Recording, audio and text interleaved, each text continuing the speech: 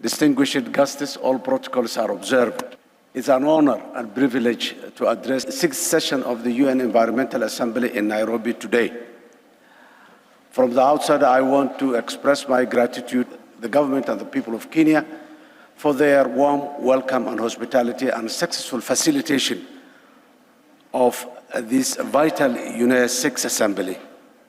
Equally, I recognize the great effort of the period of UN 6 in ensuring the success of this assembly over the last 2 years under the leadership of the brotherly Kingdom of Morocco. I say thank you. Excellencies, ladies and gentlemen, climate change is an existential threat which we must all face together or perish as a human race together. Therefore, the UNESCO's theme of effective, inclusive, and sustainable multilateral action to take climate change, biodiversity loss, and pollution could not be timelier and more relevant across the world. We are witnessing rising temperatures, more droughts, floods, melting ice caps, and the disruption of a human life in every continent. We cannot go on like this forever.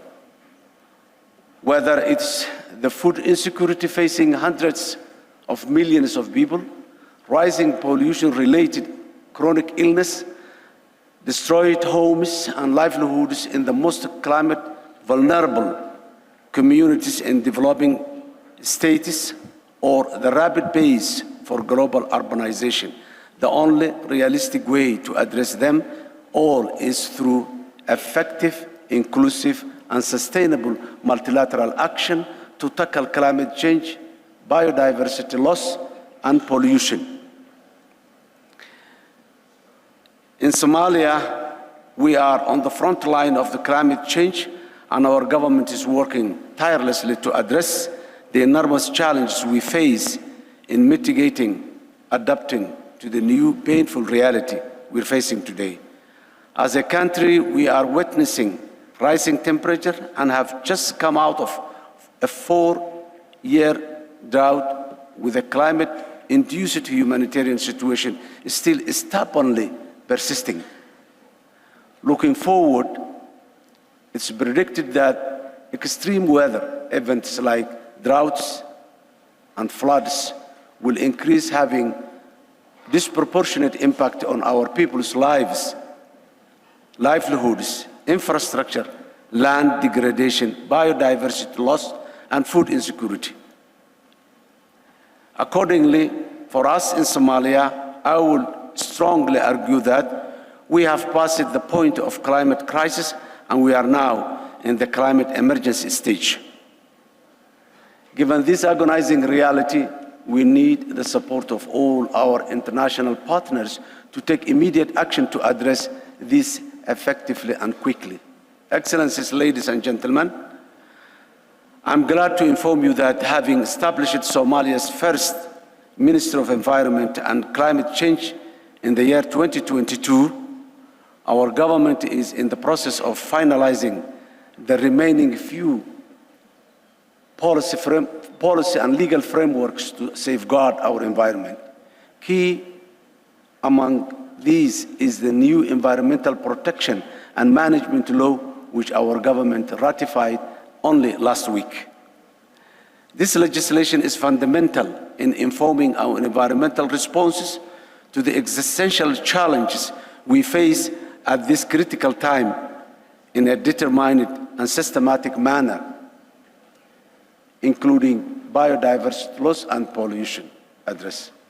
Furthermore, we are banning the importation, trade, and use of plastic bags from the end of June this year. This is certainly a game-changing action which will protect our people and environment from plastic pollution. Effective, inclusive, and sustainable multilateral actions to tackle climate change, biodiversity loss, and pollution must include sincere action on climate financing without available, accessible, and affordable financing. Most of the developing states like Somalia cannot meet their vast and most pressing adaptation mitigation requirements and priorities.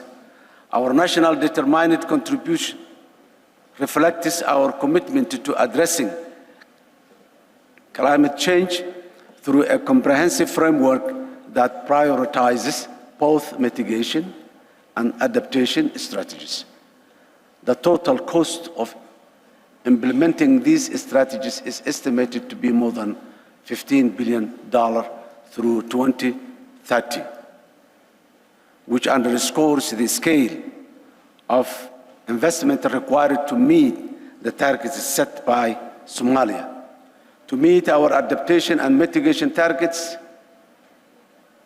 this is more than we raise in domestic revenue or are able to borrow from vertical and multilateral funds or the private financing markets.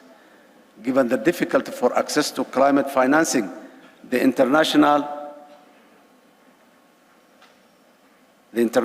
climate financing architecture is not serving our needs at the moment and is not fit for the purpose at the moment as well.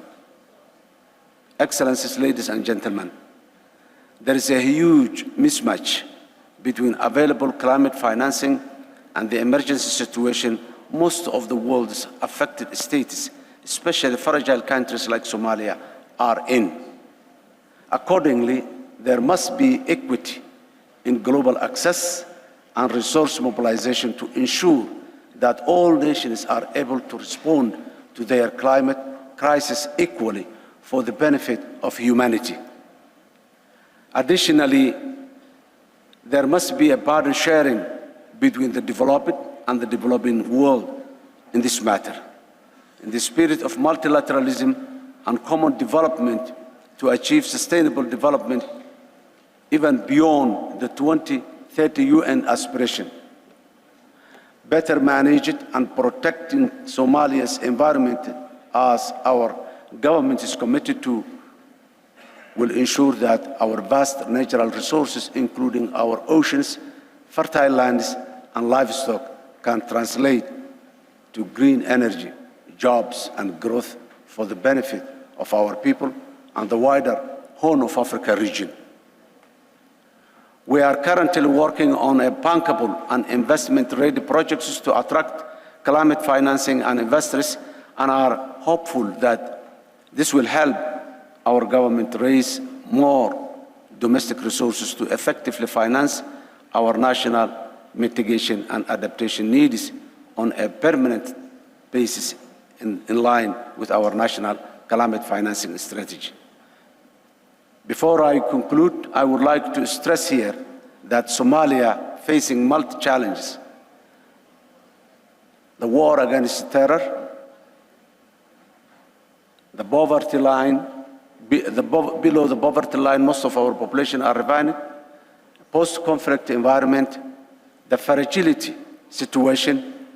This has compounded the effects of environmental challenges. Somalia faced four consecutive years of drought, and the fifth year was the El Nino and the floods that destroyed whatever remaining after the droughts.